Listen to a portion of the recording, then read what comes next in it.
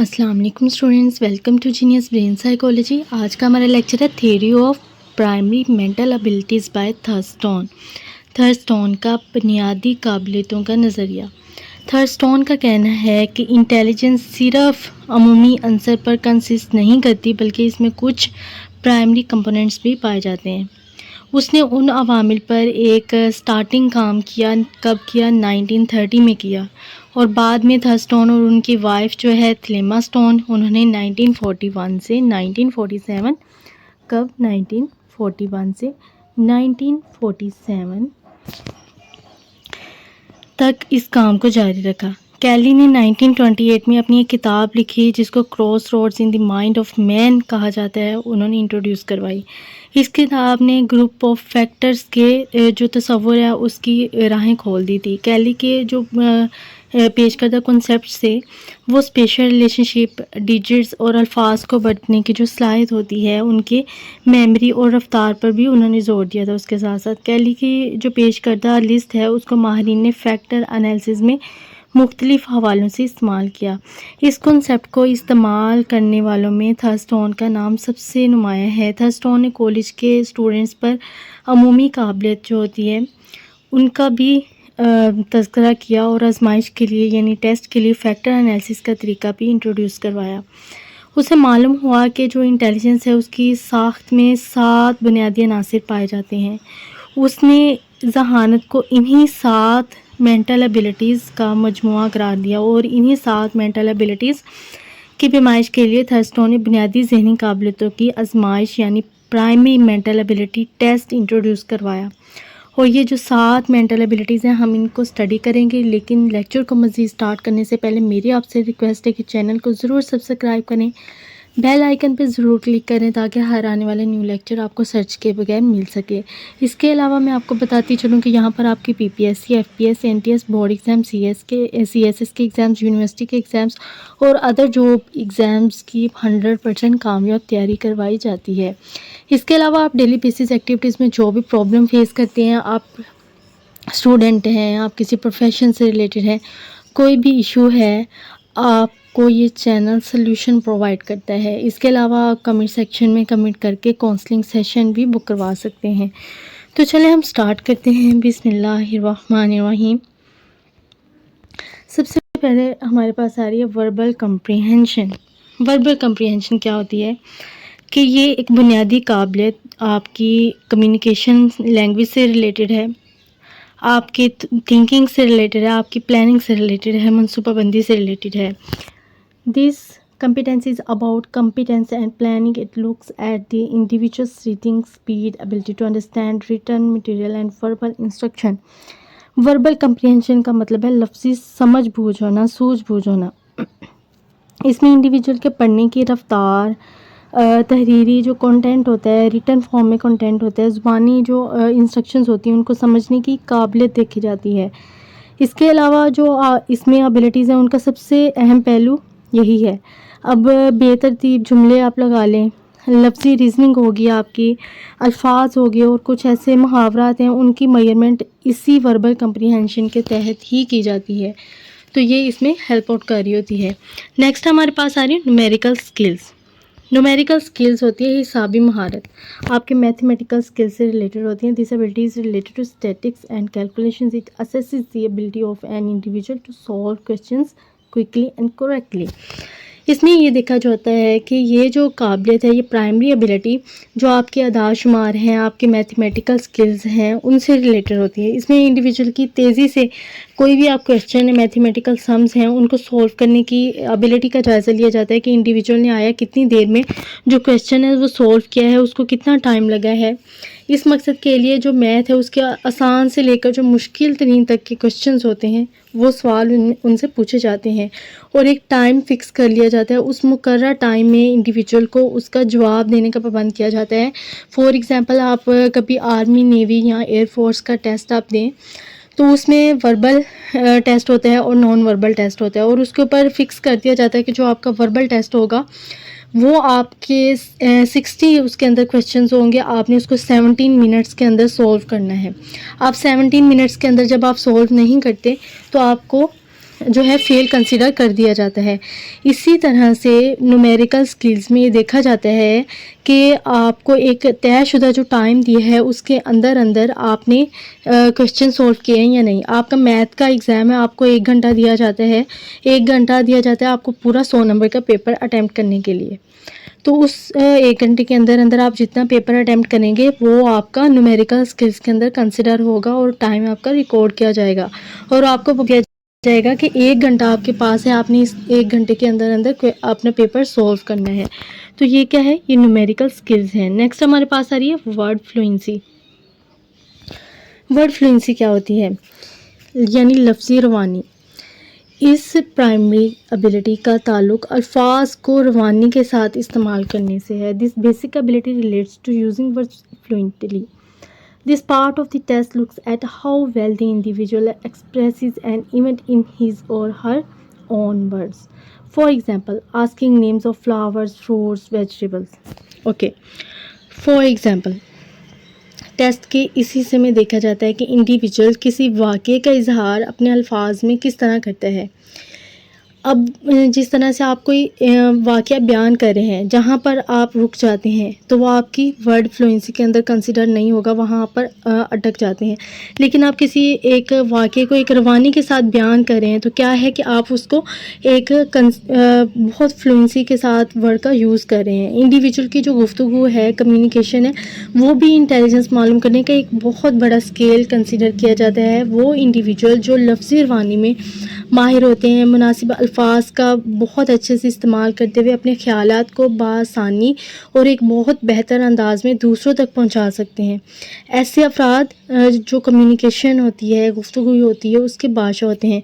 Basically ये जो skills होती हैं ये शायरों में, मुसव्विरों में, अफसाना निगारों में बहुत ज़्यादा देखने को मिलती है और उनके अंदर ये बहुत अच्छे तरीके से पाई जाती है।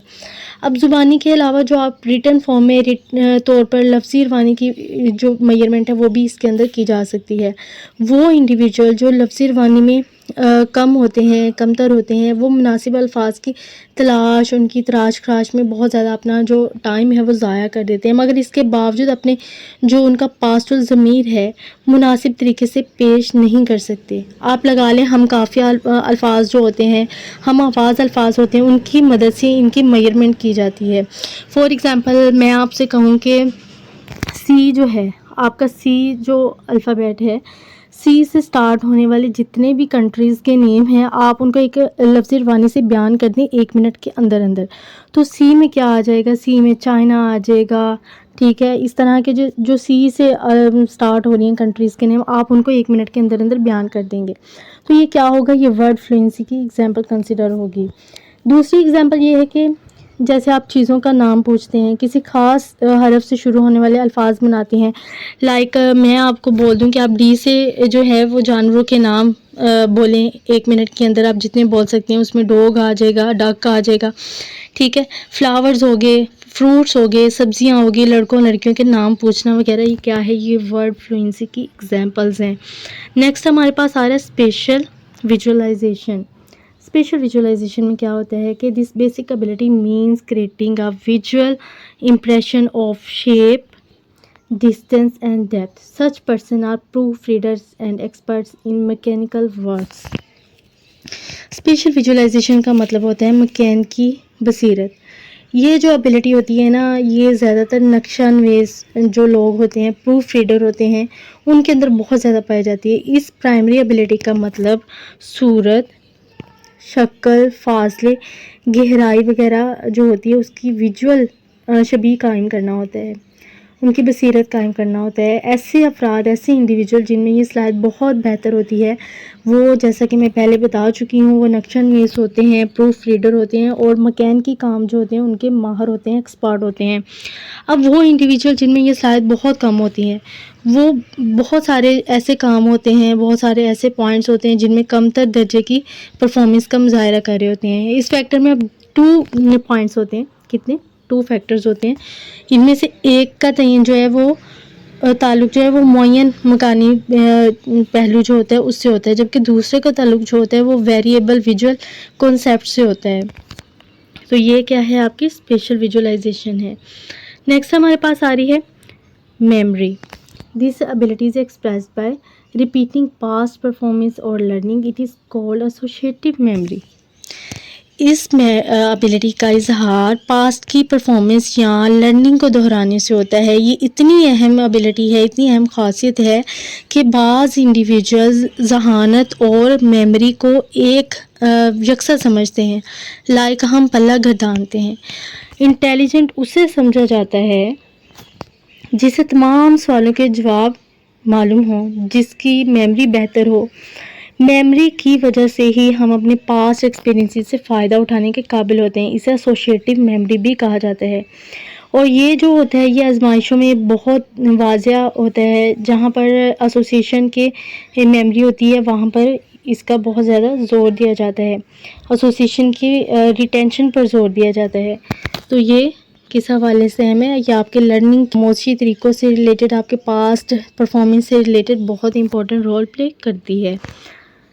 नेक्स्ट हम देख लेते हैं। नेक्स्ट हमारे पास आ रहा है रीजनिंग। रीजनिंग क्या होता है? रीजनिंग को बेसिकली इस्तदलाल कहते हैं। सोच और थिंकिंग का, तफक्कुर का आला तरीन दर्जा क्या है? रीजनिंग है। Making a conclusion by connecting material और facts and applying old rules to a new situation is called reasoning. दिए गए कंटेंट या हकाइक को जोड़कर कॉन्क्लूजन निकाल लेना और पुराने जो रूल्स रेगुलेशन हैं, कवायद ज़वाबित हैं, उनका नई सूरत हाल में इतलाक़ कर देना, उनके अंदर चेंजेस पैदा कर देना, उनको नया बना देना रीजनिंग कहलाता है। रीजनिंग एक जो है बहुत कम्पिटिटिव सोच का नाम है। बहुत सोच, तफक्कुर और बहुत ज़्यादा आला दर्जे की सोच का नाम है। इसके अब दो इकसाम हो सकती हैं। एक तो इंडक्टिव रीजनिंग होती है और एक होती है डिडक्टिव रीजनिंग होती है। फॉर एग्ज़ाम्पल, यहाँ पर आपको एक एग्ज़ाम्पल नज़र आ रही है ये। अब यहाँ पर देखें, आपके पास ये 5 बॉक्सेस इस रो में हैं और 5 ही बॉक्सेस आपको इस रो में नज़र आ रहे हैं। इसमें क्या है कि इसकी पहला बॉक्स जो है आपका, पहले बॉक्स के 4 कॉर्नर्स हैं, 4 साइड्स हैं और उसके अंदर जो डॉट्स हैं वो कितने हैं? उसके अंदर 7 डॉट्स हैं। 4 साइड्स हैं और 7 डॉट्स हैं। लेकिन जो इसके अंदर एक और आपको दायरा नज़र आ रहा है, यहाँ पर आप देखें कि इसकी साइड्स कितनी हैं। इसको काउंट करके देखें तो ये 8 साइड्स हैं। 8 साइड्स हैं और उनके अंदर जो डॉट्स हैं वो 7 डॉट्स हैं। 7 डॉट्स हैं। नेक्स्ट हम देख लेते हैं कि इसके अंदर जो आपको ये साइड्स नज़र आ रही हैं, ये 7 साइड्स हैं और इसके अंदर जो डॉट्स हैं वो 6 हैं। नेक्स्ट उसके अंदर हमारे पास 5 डॉट्स आ रहे हैं और साइड्स कितनी आपके पास आ रही हैं? आपके पास 5 साइड्स आ रही हैं, सॉरी 6 साइड्स आ रही हैं। नेक्स्ट इसी तरह से आप उनकी जो तादाद है वो कम करते जाते हैं। तो लास्ट में क्या है, आपके पास 3 डॉट्स आ रहे हैं, 4 साइड्स आ रही हैं। अब नेक्स्ट हम देख लेते हैं।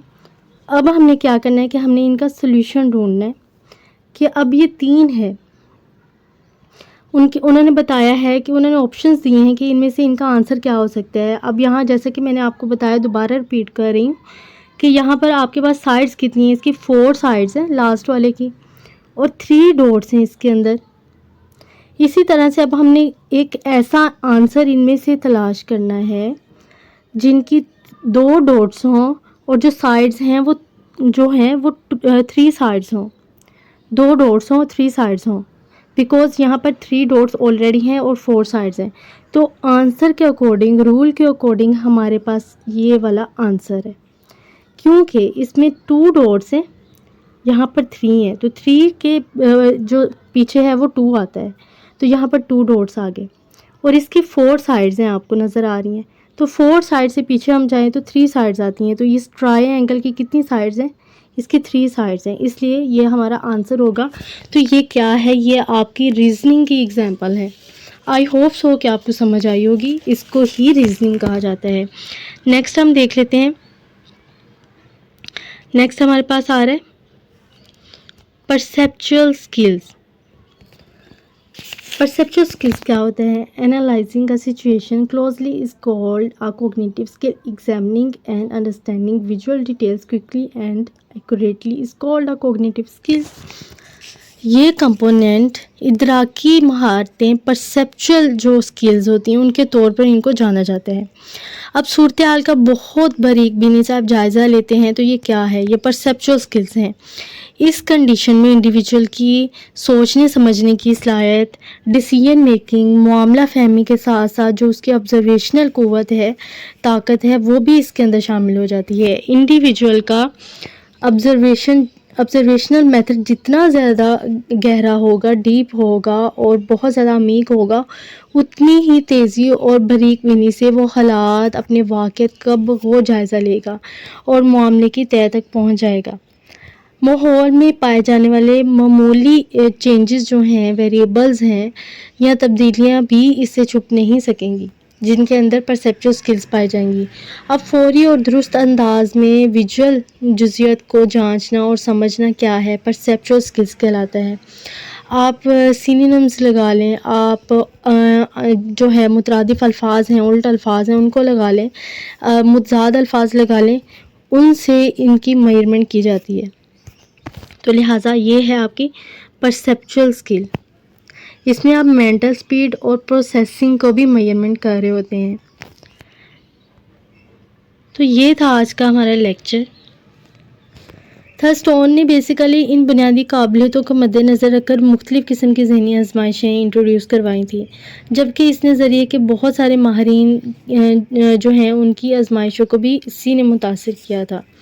तो लिहाजा आई होप सो कि आपको लेक्चर की समझ आई होगी। अगर आपको समझ नहीं आई तो आप कमेंट सेक्शन में लिख दें, आपको उसके ऊपर अगेन गाइड किया जाएगा।